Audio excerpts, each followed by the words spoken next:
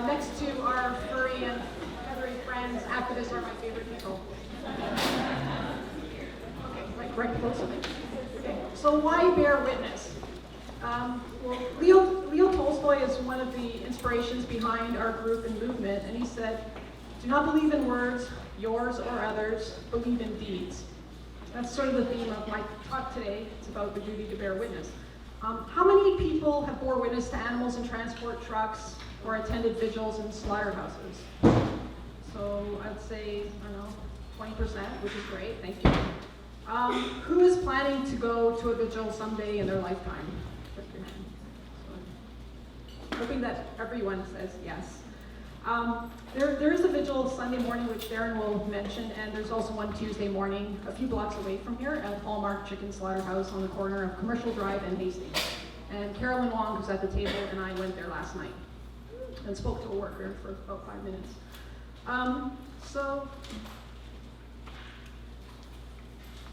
So the main strategies of our group, Toronto Pig Safe, are first and foremost to bear witness. So let me just get this. And our group started a little over 5 years ago in the fall of 2011 when I adopted Mr. Bean, a beagle and whippet mix, for my mother. And I lived near the slaughterhouse since 2006. It was about a kilometer away. I knew about it, and I said somebody should do something about it. But only when I adopted Mr. Bean, I walked along Lakeshore every day and I saw the transport trucks. And we saw the pigs with their pleading faces looking out, and we saw that every morning, sometimes 8 or 9 trucks on our morning walk. And so the group formed, and first half year we just did some art shows and we gathered footage and we had organizing meetings, and then half a year later we committed to 3 vigils a week, every week, and we've done that for 5 years as of July. So that would be almost like, I don't know, 700-800 vigils. And I've been doing 3 a week, except recently, about a month ago, I've only been doing 2 a week. And I've been feeling for the first time a bit of burnout, so I'm doing some self-care, and thank you to David for highlighting the issues of burnout. The main strategy is that. Then we use a love-based community organizing approach inspired by Tolstoy, Gandhi, Cesar Chavez, Lois Gibbs, and countless of other people, famous and not famous, who have, inspired us with a model. The other half of what we do is social media. So we're on the ground 3 times a week, not just behind a computer, we're on the ground, but the other half is the computer, is social media that has helped get the word out around the world about what we do through viral videos and photos that show the individuality of every single animal. And the other thing we do is, right now, we're really focused on starting new safe groups, and I'll talk a bit about that. We're having some major breakthroughs in the United Kingdom, for example. 4 groups formed this year, and they're already doing all-day vigils and first vigils. Anyways, it's very inspiring.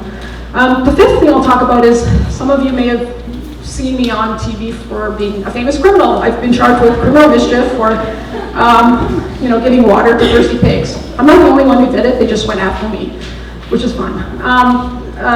And so I'm going to talk about the golden rule and how this is an opportunity to build bridges, because people are very sympathetic, meat eaters, non-meat eaters, to this case. And it's a way to get those images out that we see, the ones that cause us to get, experience trauma. But we're getting those images out on mainstream TV, which is great.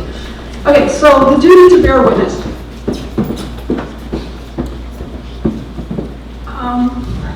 Again, Tolstoy is someone who's inspired us, and the duty to bear witness arises first from the definition of love. Do you love animals? Well, what does it mean to love someone? To love someone, it means, if they're suffering, you are there, and you spend it. Tolstoy defined love as not merely a word, but an activity directed to the welfare of others.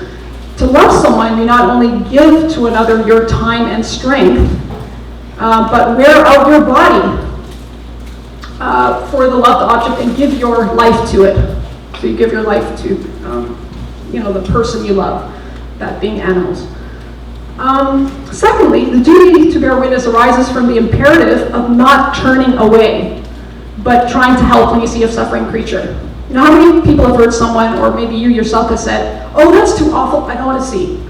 So we're trying to flip that around and say, I love you, I love animals, I want to see. I want to be there. I want all of you to say that. So Tolstoy again defined bearing witness as when the suffering of another creature causes you to feel pain, do not submit to the initial desire to flee from the suffering, but on the contrary, come close as you can to him or her who suffers and try to help him or her. And that's from his book, A Calendar of Wisdom, which is sitting at our table there. Thirdly, there's a positive requirement not only to not look the other way when you happen to see a slaughterhouse, but there's a positive requirement to seek out sites of great injustice. So you actually have to go find them and go there and face it. And so Tolstoy's best friend and confidant, Vladimir Cherkov, wrote a book, One Life. It's really profound, and I have some business cards there. You could send us a note if you want a copy of this book, One Life. I have it it was translated by a Russian friend of mine, and it's really amazing, including what he says about bearing witness, about facing it. So he says, to get a true notion of this matter, one first of all has to face it. And the best way to literally face it is by visiting a slaughterhouse or a kitchen yard and firsthand witnessing the killing of pigs, cows, and chickens for our table. I have no doubt that the great majority of people who would do it several times with diligence very soon would recognize the unlawfulness of what is happening before our eyes. So don't just do it once, do it many times. And the world will change. And we're open to meat eaters, veg people, and closet vegans. Like, we want everybody to come out and bear witness, and we all have a duty. So we hold, as I said, 3 vigils a week, and we also hold monthly all-day vigils. And this is really cool. This one's coming June 14th, and the maker of Earthlings, Sean Munson, is coming for the day. Bite-Sized Vegan, and Wayne of DXE. So anyways, we're really thrilled. And we're trying to do what the United Farm Workers did. They would, when they organized the union and community organizing group in California, is they worked with celebrities. We're a grassroots group, but at the same time we have top-down elements like celebrity to get the word out. And so that's what we're trying to do.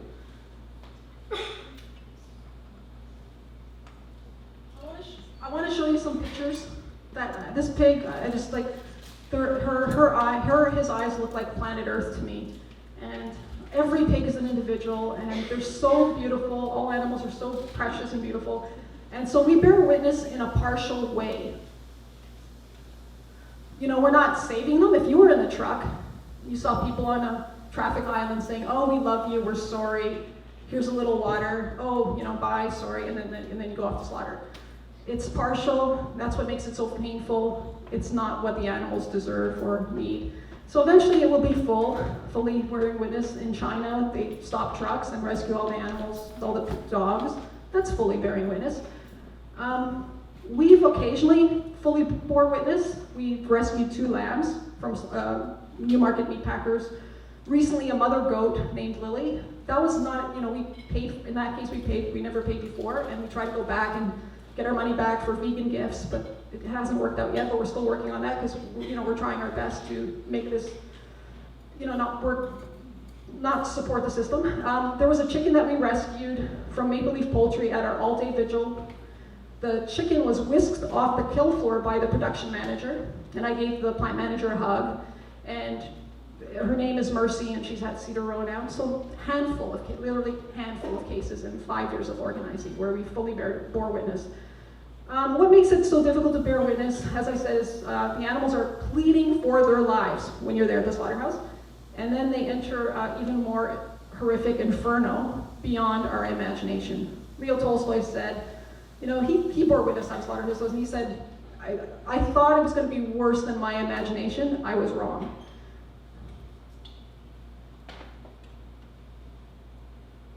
So why do we bear witness every week? Like sometimes the slaughterhouse workers say, "Why are you here every week? You already took pictures." It's because every animal matters. Every pig.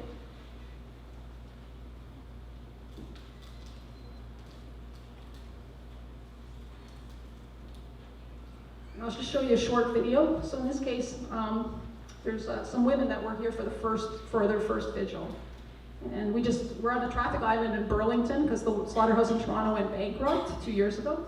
So now we go to Burlington every week at Fearman's Pork Incorporated, and we are on the traffic island again, and we bear witness, sometimes just for moments.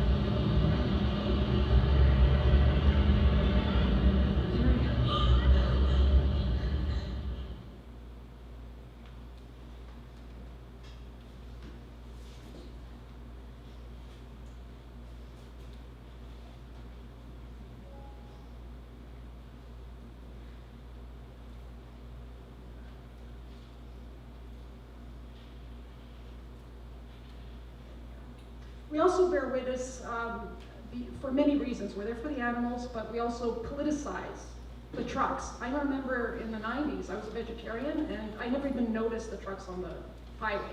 But now I always notice the trucks. So we do weekly vigils on traffic islands, we have signs, and just by being there, the public, the thousands of people that see us at a 2-hour vigil, begin to see the trucks and the slaughterhouse. Some of them don't even know they're driving past the slaughterhouse. So we've politicized the sites and the trucks. And I wanted to quote Romain Rolland, who was a French writer and a Nobel laureate and a vegetarian, and he set up a global vegetarian society in the 20s and an anti-fascist society in the 20s. Very progressive man, and he wrote biographies on people who he thought were models, so people like Gandhi, Tolstoy, Ramakrishna, Vivekananda. And he said in his wonderful book called The People's Theater, but in art, let me just catch up, anyways, I'll read from it. But in art, it is not necessary to combat evil with evil, but with light. The evil that is seen face to face, the evil that is conscious of being seen, is more than half conquered. And I wanted to say, the other thing we do is we do chalk art. So for example, it says, don't let your sense of injustice end where your selfishness begins.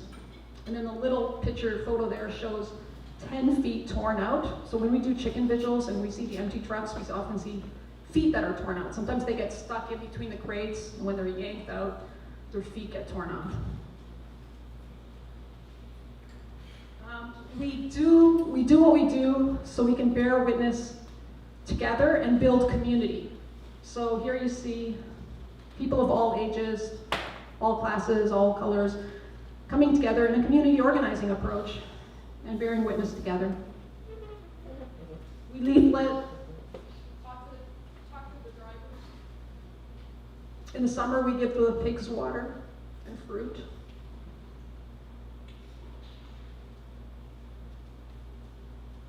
And we talk to the slaughterhouse workers. As I said, we have a love-based approach. I mean, all of us must have, backgrounds, whether, farming or whatever. My mother said she remembers her father killing a sow when she was in the former Yugoslavia, and she would never forgot the screams. It didn't make her go vegetarian, but later in life she became vegetarian and vegan. So I'm sure all of us have stories, whether it's our own personal stories or in our families. And so we use a love-based approach, non-judgmental. We talk to the workers. Workers are often victims too, in a really real sense. Not always. There's accountability and we're all accountable. But we're working with In Defense of Animals, a big US group, who just started this very exciting project called slaughterhouse worker helpline, and they're in Illinois. So I contacted them and said, hey, can we do this in Toronto? Because we do vigils every week. And Anna Pippis, who's at the Animal Justice table, or she's not there right now. Okay. Oh, there she is. She's at the back. So she's doing a lot of the groundwork for helping us set up a helpline in Toronto. And so we're hoping that other saves do this, work with the workers, and help them get out of a violent industry that they don't even want to be in, and also help them in any really genuine ways. Okay, so with slaughterhouses, there are many points of access. So are most of you from British Columbia? So if you Google slaughterhouses in British Columbia, this comes up. CBC lists all the slaughterhouses with points. So I wanted to highlight a few things. First, I'll give a quote from Coetzee. How many people have heard of Coetzee, in his book, Elizabeth Costello? With Julie O'Neill, I interviewed him. He's very reclusive. He wouldn't even do media interviews, but he agreed to read an excerpt from Elizabeth Costello for us. So I will share that for you. And we had some audio effects to make it more dramatic here. So.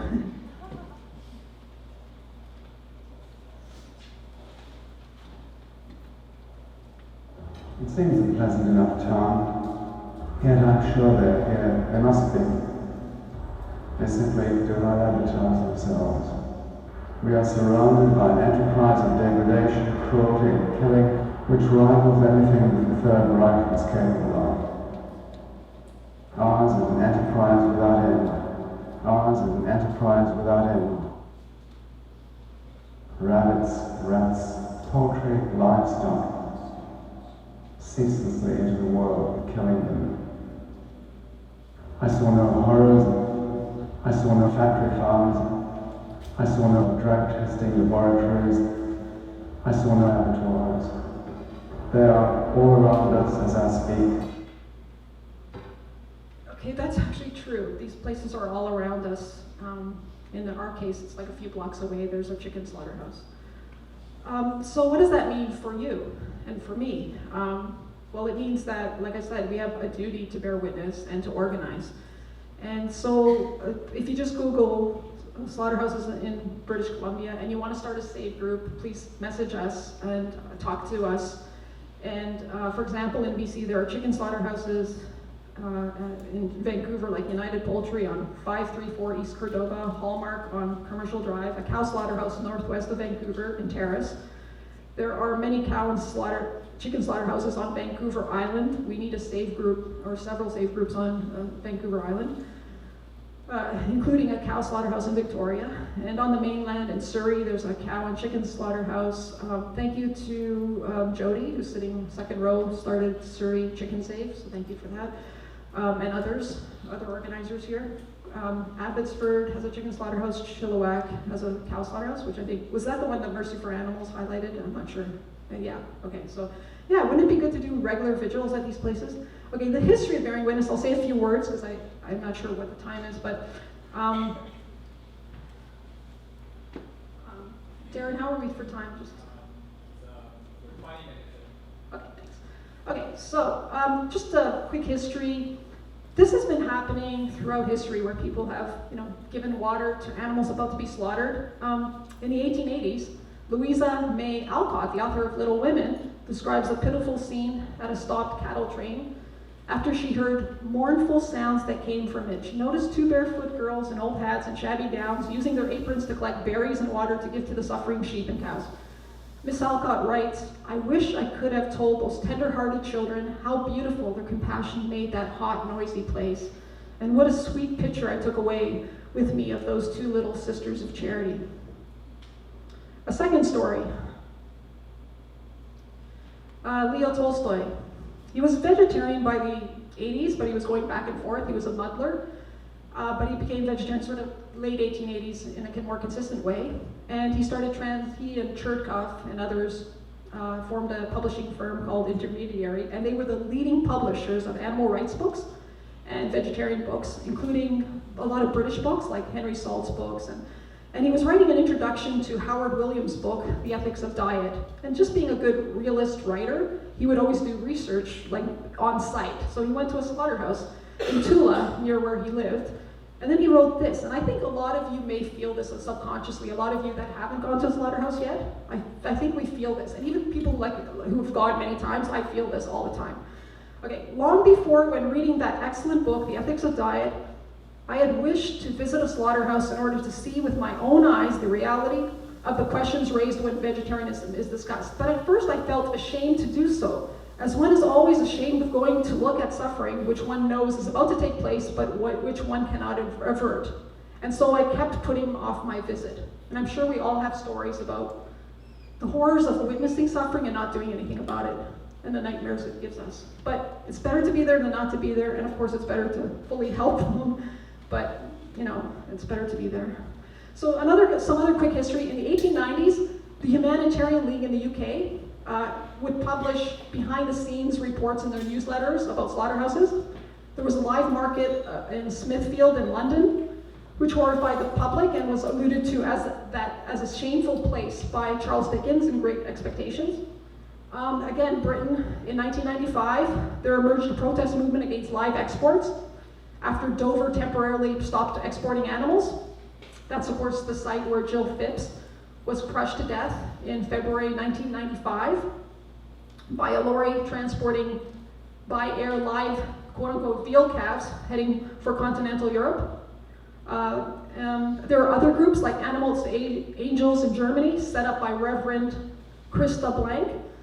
I just want to quote her briefly because I think she's done incredible work, and she has a book out. So she says, anyone who becomes involved in the fate of quote-unquote slaughter animals will inevitably witness brutality and death on an unimaginable scale. Their suffering takes place behind closed doors, away from the public gaze. Anyone who wants to know what is done to farm animals has to seek out the facts at auctions and animal markets. Anyone who wants to alleviate the misery of their last days must accompany the animals as they are transported to slaughterhouses, and so on. In the UK, how many people have heard of Chill Meats and the campaign by Essex Animal Defenders? Has anyone heard about that? They were probably the first in the UK to do protests at slaughterhouses. So in 2011, after Animal Aid exposed workers snubbing cigarettes butts on the pigs' faces and kicking them in the faces, there was a group that formed called the protests were organized by Essex Animal Defenders. And then I just was speaking to Sophie, who I'm staying with. She bore comments. Sue Spar, who's a member of our group, told me that 10 years ago, she saw a transport truck carrying cows. This is before our group formed. Down a highway, she started to cry and decided to follow the truck. And so she ended up in Toronto at the St. Helens Meatpackers. And she went up to the truck and talked to the cows through the porthole. Slaughterhouse staff came out saying, stop interfering, you're on private property. Of course, none of this is true. And they said they'd call the police, and she said, well, she's going anyway. But I just wanted to share that with you because I just want to show how this is a time immemorial strategy, bearing witness, and people have done it. I just want to take a few examples from other movements. Ramakrishna, and taking an example from social justice and the issue of famine. There was a famine in India in the 1800s, and a rich man who was a philanthropist said that, what's the point of feeding so many people that are suffering from famine? If you can't, one could not help, and you must walk away. So Ramakrishna thereupon sat down among the poor creatures and wept, declaring that he would not move from thence, but would share their fate. Can you imagine if we as animal lovers do that too? Like, okay, we're going to just sit there and share their fate. People have done it for human justice issues. Martin Luther King said that by not speaking out of the Vietnam War previously, he condoned the carpet bombing, and that his name was written on the bombs that were wreaking havoc.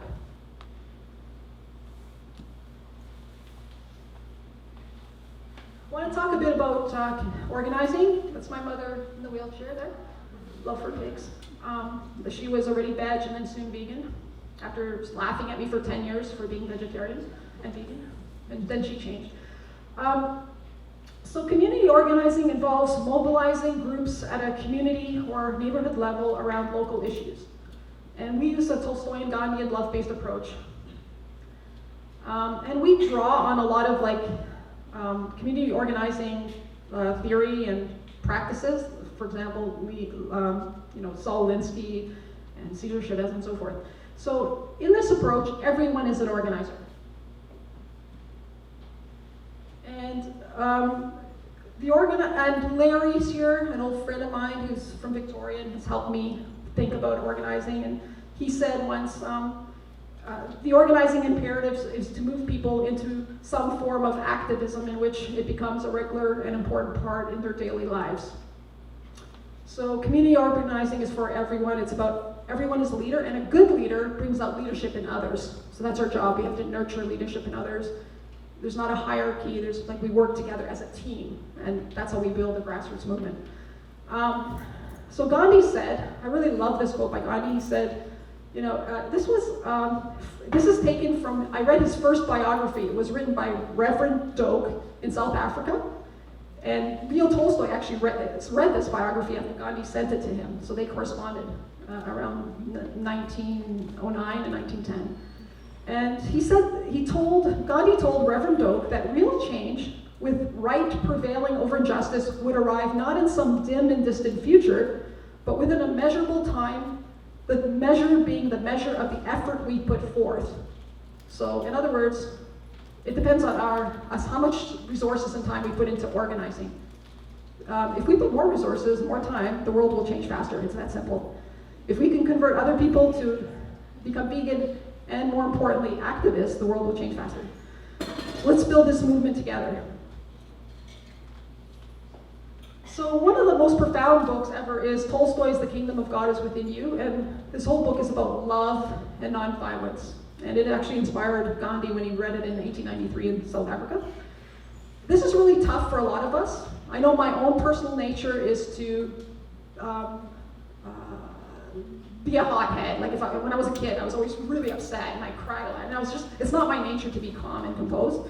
That's why I have to read Tolstoy and others every day, just to be calm. So in this approach, you return love for hate. The best and easiest way to thwart evil in this world is to respond to it with kind words, return an evil action with good. And he says it's really important to be non-judgmental, and he quotes the Gospels, Jesus saying, I came not to judge, but to save. That's why I love our name, Toronto Pig Save. My friend came up with it, when I was thinking of names, I was saying, stop the slaughter, or this and that. She goes, no, you gotta do something positive. And she just said, Toronto Pig Save. I go, yes, that's it. And save is such a beautiful word because we have to save animals, save the environment, save ourselves. Save is everybody wants to be saved, not to be judged, right? And so Tolstoy says this about judge your neighbor. If you think that it is necessary to judge your neighbor, then say this looking directly into his or her eyes. And say this in such a way that you do not create animosity. He talks about how we need to point out to the oppressor what is wrong. Sometimes oppressors live in an environment or context that is where violence is normalized. And everyone around them is violent, so they don't even know that they're doing something wrong. So we actually have to help them connect the dots.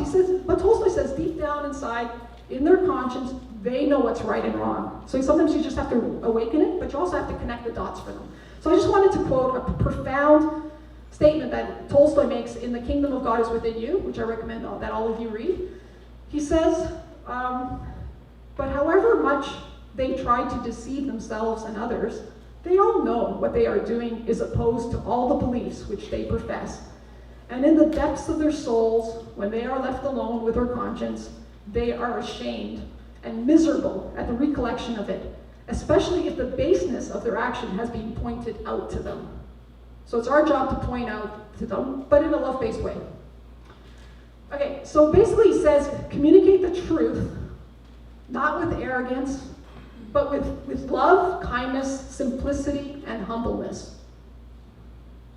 And I want to say a few things about love-based communication, drawing again from the book that's called The Calendar of Wisdom. Okay, so for truth to be heard, it must be spoken with kindness. Truth is kind only when it is spoken through your heart with sincerity. You should know that when a message you convey to another person is not understood by him or her, at least one of the following things is true. What you said is not true, or you have conveyed it without kindness. Henry David Thoreau was also quoted in that book, A Calendar of Wisdom by Tolstoy. He says, "The only way to tell the truth is to speak with kindness. Only the words of a loving man, woman, etc. can be heard." Tolstoy, "Truth cannot make a person unkind or too self-assured.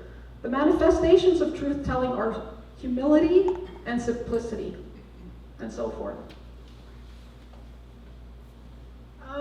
Cesar Chavez said, what is community organizing? Well, it means talking to one person and then another person and another person. So just think about that. That's all it is, and you can build a huge movement doing that. And a good organizer has to work hard and long. There are no shortcuts.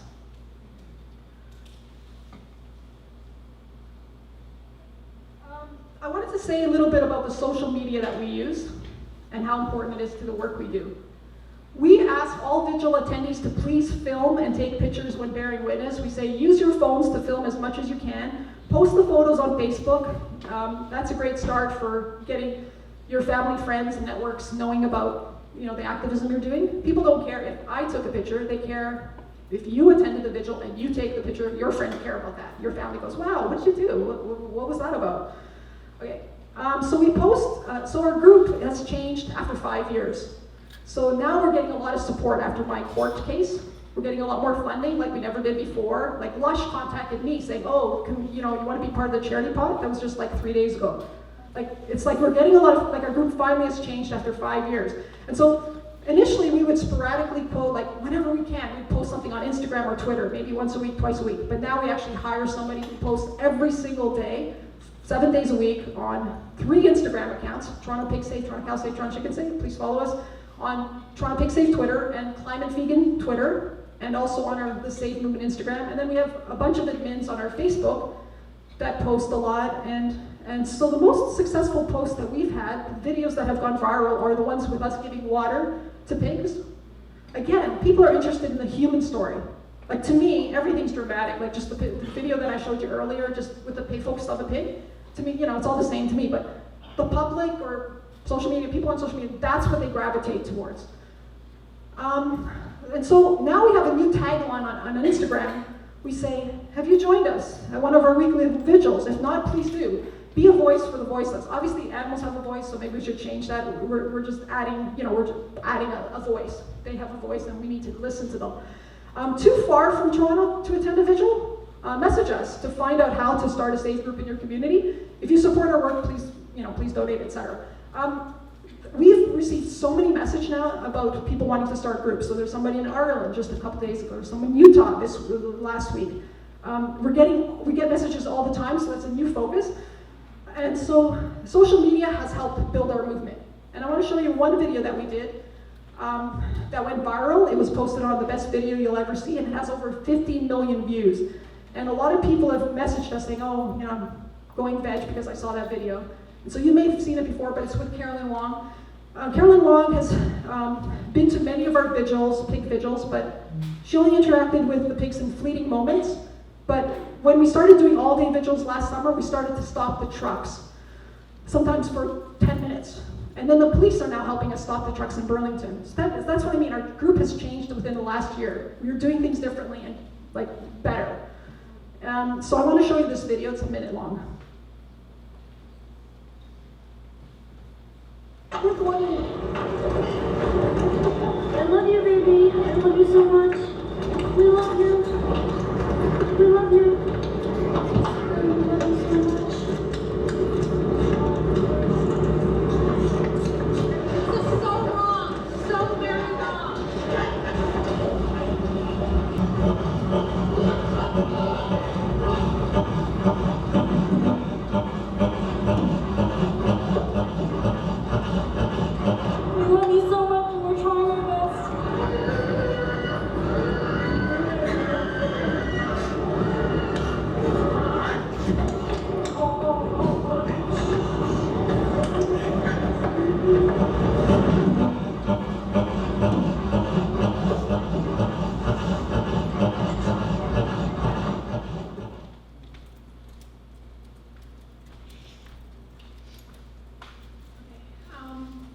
That was the first time Carolyn actually connected with the pigs because there was time.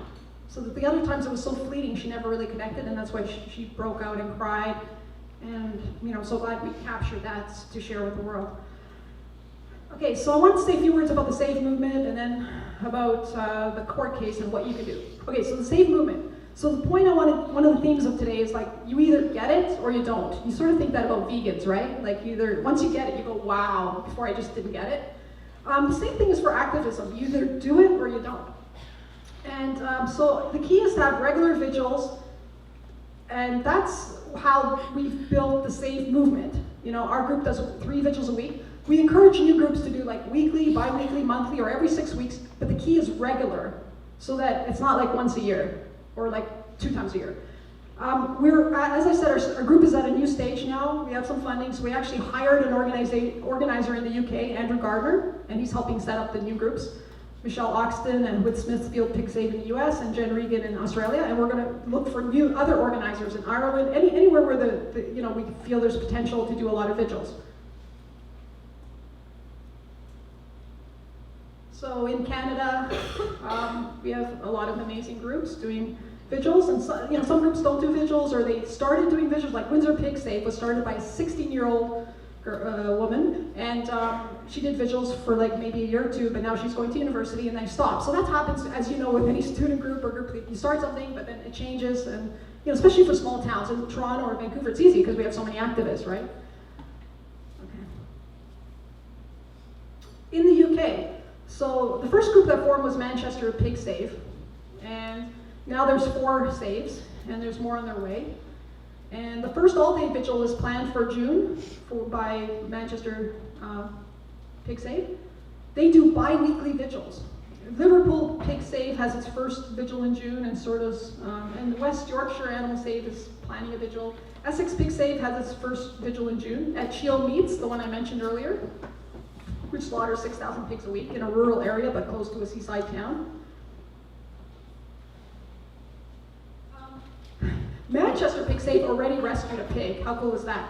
And they called him Tolstoink.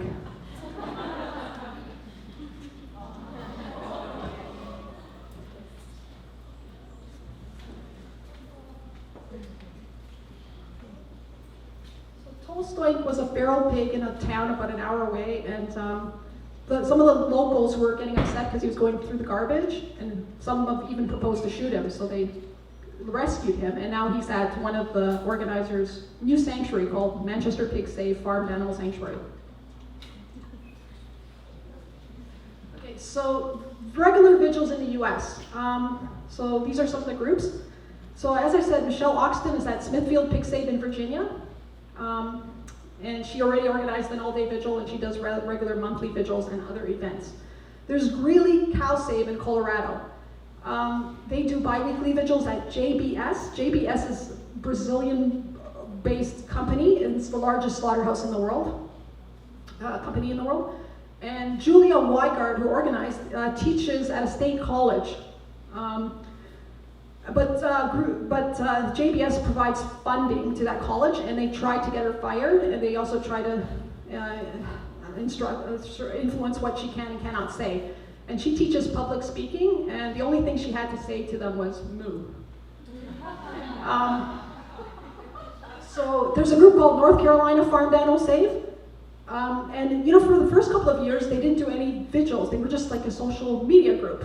Now they started doing vigils as of October. They do monthly vigils, and it's the biggest pig slaughterhouse in the world, 32,000 pigs a day. And it's located in an economically depressed rural area, far from cities, but it holds up the entire county. And they use a very love-based approach. There are, there's possibility that migrant workers work there, and it's very difficult. The company really exploits workers. Accidents go unreported. 5 years ago, it was unionized finally there by the IUFC. The workers are paid some of them are paid $15 an hour. It's very difficult for them. They say, I don't like to work here, but what else is there? Like, it's a very economic depressed area. And North Carolina is the second biggest state for pigs.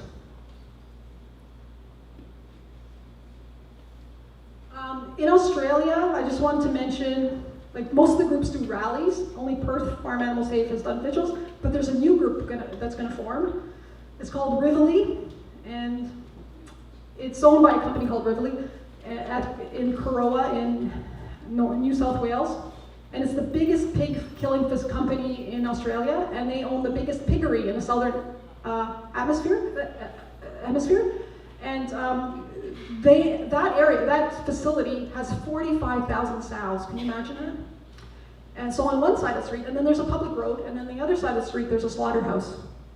So that would be such a great place to do vigils right there. But it's 6 hours from Sydney and 2 hours from Melbourne, so they're going to have to bus in people.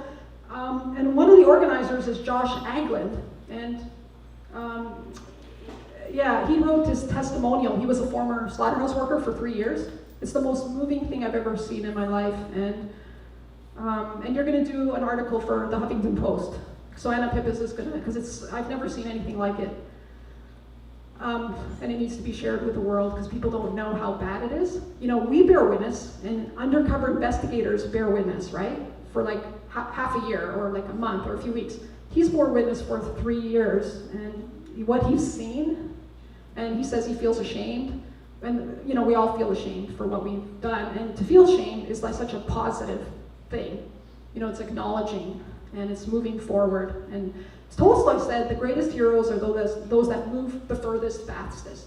So I really honor people who are, you know, in the factory farm system, in the slaughterhouse system, who are now here working for veganism and activism.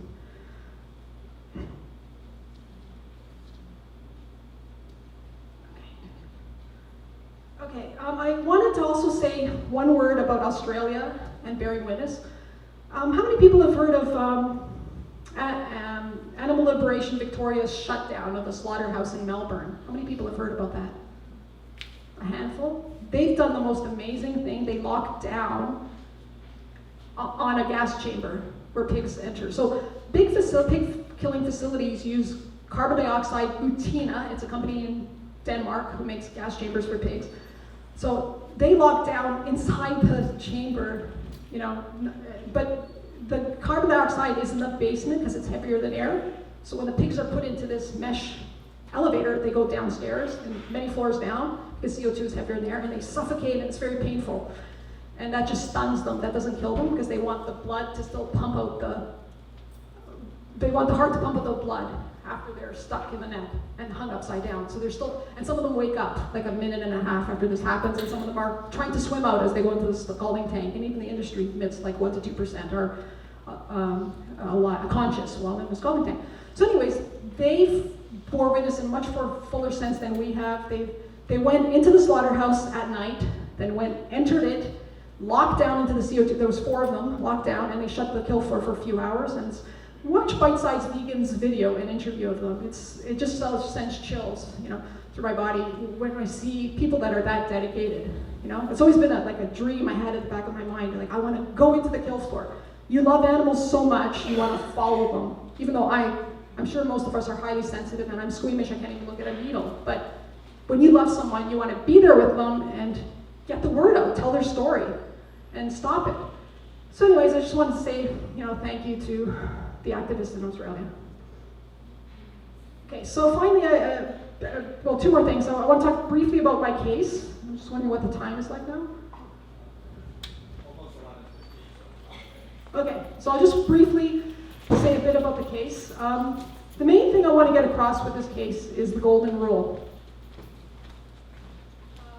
So I was charged with criminal mischief, interference with the lawful use, enjoyment, and operation of the property being the pigs. That's the summons that I received. There's a video of this case. I won't play it now, but probably a lot of you have seen it, where there's a confrontation with a trucker, and he says, don't give them any water. And I said, if the pigs are thirsty, they're going to get water. And then I quote Matthew chapter 25 from the gospel saying, when I was thirsty, you gave me something to drink. And then he said, they're not human, you dumb frickin' broad. And then I just ignored that, and I kept on giving water. And then he said he would slap the bottle out of my hands and call the police, and I said, call Jesus. And anyways, no police came, but then like 6 weeks later, police came to my apartment, and one officer, and he said, I don't know anything about this, I'm just delivering the summons. I said, come into my apartment, watch this, I remember that incident, and we filmed it. And he goes, oh, this is gonna make it in the news, whatever. Okay, so the golden rule, according to Tolstoy, again from that book, A Calendar of Wisdom, is we should take pity on animals in the same way as we do on each other. And we all know this if we do not deaden the voice of our conscience. So there he's just applying the golden rule to animals. And somebody on the Care 2 petition for this case said, my God, stop drinking water yourself and see what is really a crime. So I have a 5-day trial coming up in the end of August. We received a ton of support on social media, so I was actually a bit anxious. Like David said before, what's happening to us is nothing compared to what's happening to the animals, but nonetheless, I was anxious when I got this charge. But then after our first pre-trial, there was like a vigil in support of the case. There were so many friends that came out, I didn't expect that, like 20, 30 people. And all my anxiety left after that moment. Literally, I've never felt any anxiety anymore. And like David, I was just thrilled to see all the media attention that we received for this case, and our story getting out. And it's all sympathetic media, and we're able to. Those are my 2 vegan lawyers working pro bono. Gary Grill and James Silver. They said, oh, don't tell people they're working pro bono. They're working pro bono. So there was I would have media scrums at the pre-trials, and and just like I did like a dozen talk radio shows. I was on a lot of like news networks, and so this all happened just by us putting out press releases, our group, and then a donor contacted us and said, you need to be in the international media. They hired a PR firm, Evelotus, so they helped it go international. So the UK media covered it, all the big papers covered it in the UK, The Guardian, The Mirror, whatever, The Independent. I was on BBC Radio. Then it went around the world once England covered it, you know, Russia Today, which is like their CNN, covered it, and on and on and on. Like people in Norway said, oh, I saw it on TV, or like really amazing. There was a solidarity protest by Animal Liberation Argentina in front of the Canadian embassy, like, wow. Same thing in Portugal. And, Tolstoy, when he was helping, he and his family were helping famine victims in 1892. The authorities tried to say, there is no famine, and it's illegal to set up soup kitchens. And Tolstoy said, you cannot people cannot be prohibited from eating. Well, we say pigs cannot be prohibited from drinking. There's this issue of property versus personhood. Stephen Weiss, how many people have heard of the Non-Human Rights Project? Phenomenal. And there's a movie that just came out on it called Empty the Cage. Is it Empty the Cages? Unlocking the Cages. Unbelievable. Like by these top filmmakers who did a movie on Dylan, but they did this film on him, and it was open at Sundance to give you an idea how good this film is. It's like so inspirational. So he wrote many books and very inspiring, and I encourage you to look him up on arguing for the personhood of animals.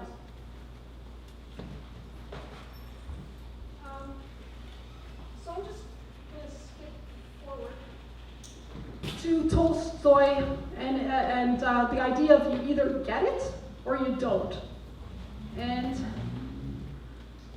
let me just, so in his diaries in 1909, after he was already a vegetarian for 20 years or so, he said, I thought about how I used to shoot birds and animals, dispatch birds with a quill in their heads and hares with a knife in their hearts without the slightest compassion, and do things which I can't think about now without horror.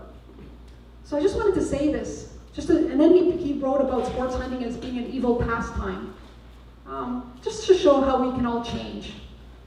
And you either get it or you don't. So our job is to awaken people in a kind way. And then I wanted to show how he dreamed, his dreams, and even in his dreams he could not imagine shooting or being a hunter anymore once he was like vegetarian. So he goes, I arrived at my brother's house and met him on his steps with his rifle and dog. He invited me to go hunting with him. I said I didn't have a gun. He said that instead of a gun, I could take, for some reason, a clarinet. I wasn't surprised and went hunting with him through the familiar places to the sea. I wasn't surprised at that either. Boats were sailing on the sea, but they were really swans. My brother said, shoot. I did as he wished, but the clarinet in my mouth, put it in my mouth, but couldn't blow at all. Anyways, then he said, well, I will, and he fired, and then the shot was so loud that I woke up in bed and saw that what had been the shot was really the noise of the screen opposite the window, which had been blown down by the wind and had fallen over. So a bit of a surreal experience. But even in his subconscious, he couldn't imagine hurting an animal or shooting. So that's like how we are, right? You either get it or you don't.